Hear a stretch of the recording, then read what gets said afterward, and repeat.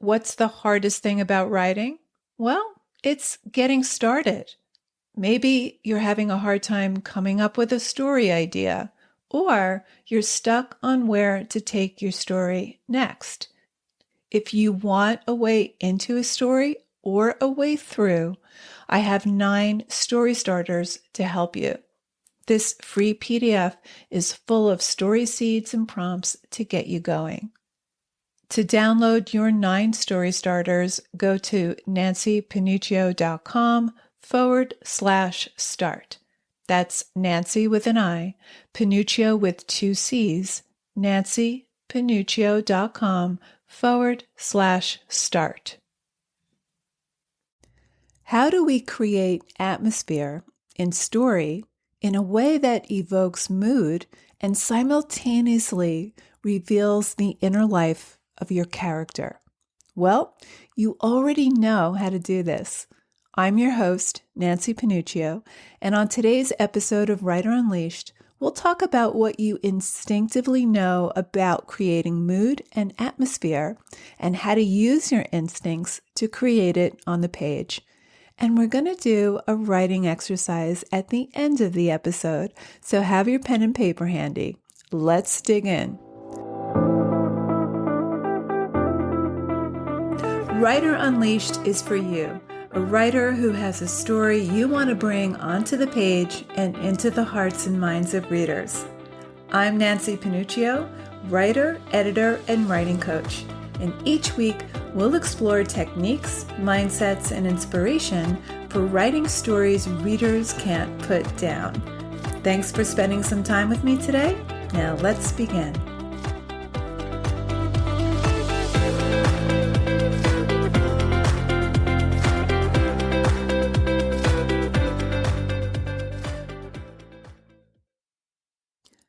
Back in March, just as the pandemic hit, my 14-year-old and I moved into a spacious 3-bedroom house. Now, up until then, we'd only lived in apartments, so this is the biggest space we've ever lived in.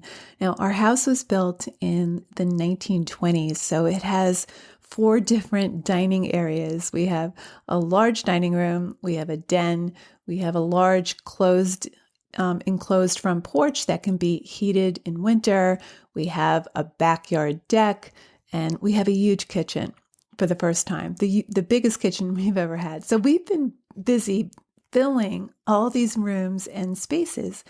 And we've spent the last 8 months going to antique shops and thrift stores, ordering things on Amazon and eBay to fill our rooms with unusual and eclectic love seats and coffee tables, candle holders, lamps, chairs, rugs, wall hangings, you name it, all to fit this retro feel of the house, but also to create a mood, a feeling, an effect, an expression of self.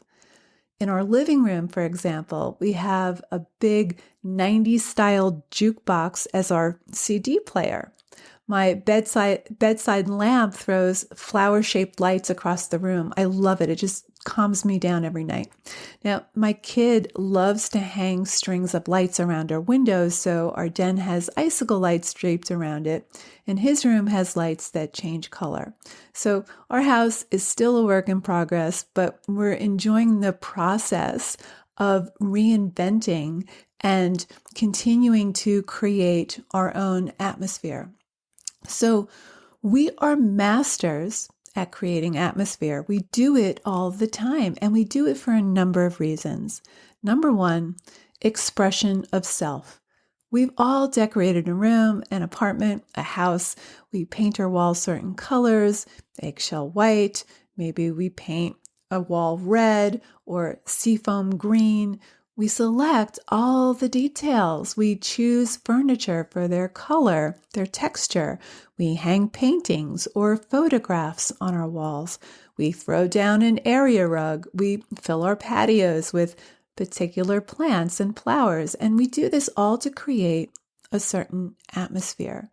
Clothes, hairstyles, the towns we choose to live in, all are carefully chosen to create a persona, the way we want to be seen. It's a creative act. A bachelor may create a very different atmosphere than a family man. So after my parents' divorce, my father moved to a high-rise luxury condo, and he hired an interior decorator to create his newly minted persona. Now, this was way back in the early 80s. It may even been as way back as the late 70s. And he had floor-to-ceiling mirrored walls in every room and every hallway. And the only place he didn't have mirrored walls was the kitchen. He custom built a living room bar stocked with brandy and Kahlua. He had custom wall-to-wall carpeting, a platform Cali king-sized bed, very consciously designed to define himself or to be perceived a certain way, to create an effect, to create a persona. Number 2, atmosphere is one of the ways we interpret people, but by what they surround themselves with and the settings that they either consciously create or, in many cases, unconsciously manifest. Walk into anyone's home or office and you'll get an instant hit on their inner world. It could be serene or classy, cultured, chaotic, dirty, fun, lively, disorganized, orderly, eccentric. Now, all these mind states manifest in atmosphere. We might fill our shelves with little kachka knickknacks, or maybe we have sculptures. Our shelves hold the books that provide insight into what we think about, the things we're curious or obsessed about. Self-help books, for example, reveal where we feel most deficient or what keeps us up at night. The books on our shelves are a window into our mind.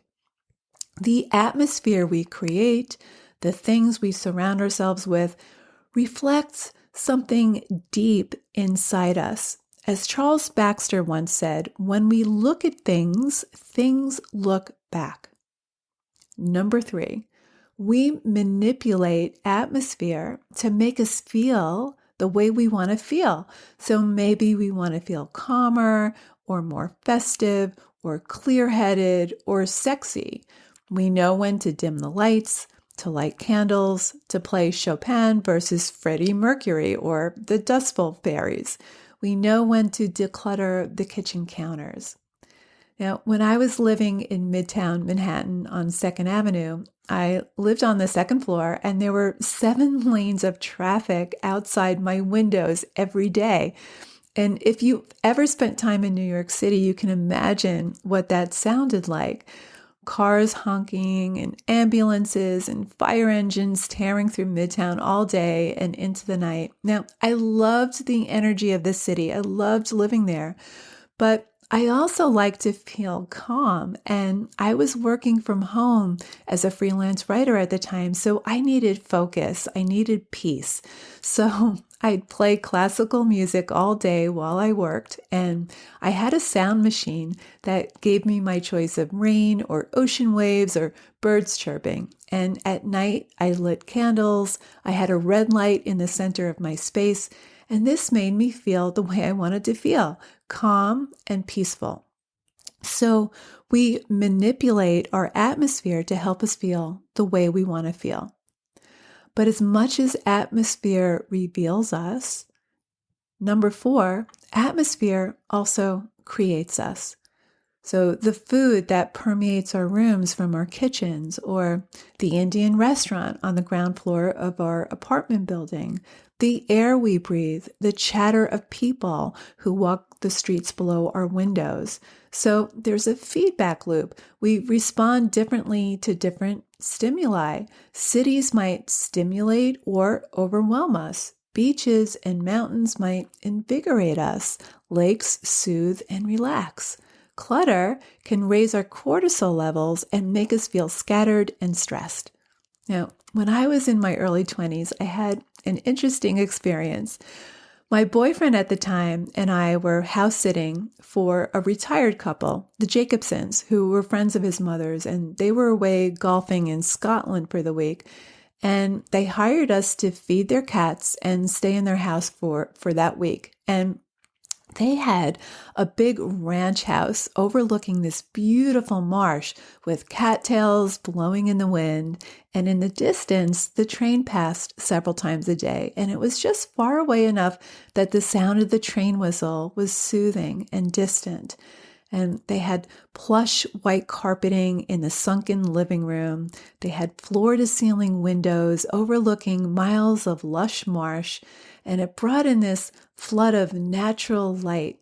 And the windows were so high that we had to use a pole to draw the curtains closed at night. And the experience was like living in this big, lofty treehouse, a very luxurious treehouse. And even though the house itself was not high off the ground, but that was the feeling it gave me. That was the sensation. And this was far different from the duplex Victorian apartment he and I lived in Beechhurst, Queens. And I didn't want to go home. And the reason I didn't want to go home was at the Jacobsons, I felt expansive. I felt safe, mature, wealthy, financially secure, calm, and highly educated. And these were all things I wasn't in my early 20s. And at the end of our house sitting week, when we were back home in our duplex apartment, as I lay down on our bed, the ceiling felt lower than I had remembered a week ago. Our house suddenly felt small and dark. There didn't seem to be enough air. I found myself feeling frustrated and trapped. I didn't want to be there. And although it was a charming apartment in a Victorian house with arched doorways and many rooms, the disparity between the two atmospheres was not lost on me. I mean, I felt it in my body. At home now, all of a sudden, I felt stifled, cramped, limited, and I really yearned to be back in the Jacobson's house, in that other atmosphere, because it made me feel a certain way. It had me step into a different version of myself.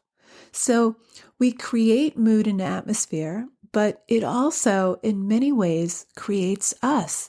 It modulates our internal thermostat.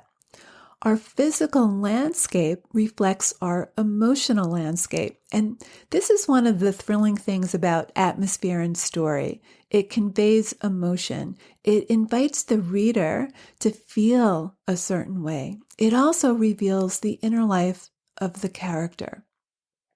As Tony Cade-Barbera says, words set up atmospheres, electrical fields, charges. I've felt them doing it. Words conjure. So we use atmosphere to, number one, express self. Number two, interpret other people. Number three, make us feel the way we want to feel. And number four, create different versions of self. Now, you already know how to do this. You know how to select, refine, and tweak all those sensory details to create a certain atmosphere, to create a mood, to express character. The details you select to create atmosphere in your story will deliver your reader not just to a physical place, a physical setting, but to an emotional place simultaneously. So just as atmosphere is inseparable from you, it's inseparable from the characters you create on the page. Each is an extension of the other. So here's a writing exercise for you. Describe a room in your childhood that evokes strong emotions. Maybe it's your least favorite room from your home or a grandparent's home. Maybe it was the attic or the basement. Or maybe it was a room that fascinated you, that you loved to spend time in. Write a good paragraph's worth. Now, don't describe how you felt. Don't describe how that room creeped you out or how that room fascinated you. Just evoke the mood through the details. Atmosphere is sensory. Go for sights, sounds, textures, light, temperature, odors, sensations. So as you continue to write this description, you want to get real specific about the details. Now, select only the details that are significant to the mood you want to evoke or the feeling you want to evoke. So if it's a room that scared you or was your least favorite room, slant the details to evoke that feeling. So let's say it was the basement. Maybe it's cold and damp, it smells musty like wet cement, and there are damp spots or puddles from a recent rain. Maybe there are sudden noises. So once you have some details, start slanting them to reveal that feeling. So if you felt creeped out, slant the details for that. Or maybe you were fascinated by the basement. Maybe it was this great adventure. Maybe there was a wine cellar, or maybe it was really spacious and there was something mysterious about it. So slant the details to reflect that. So work on this exercise and have fun with it. Thank you so much for listening. I hope this episode of Writer Unleashed helps you write vivid, evocative atmosphere. Remember, you already know how to do this.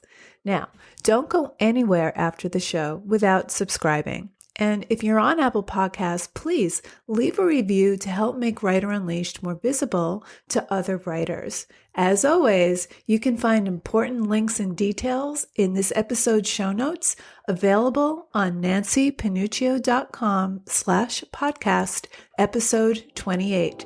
Keep writing, and I'll talk to you soon.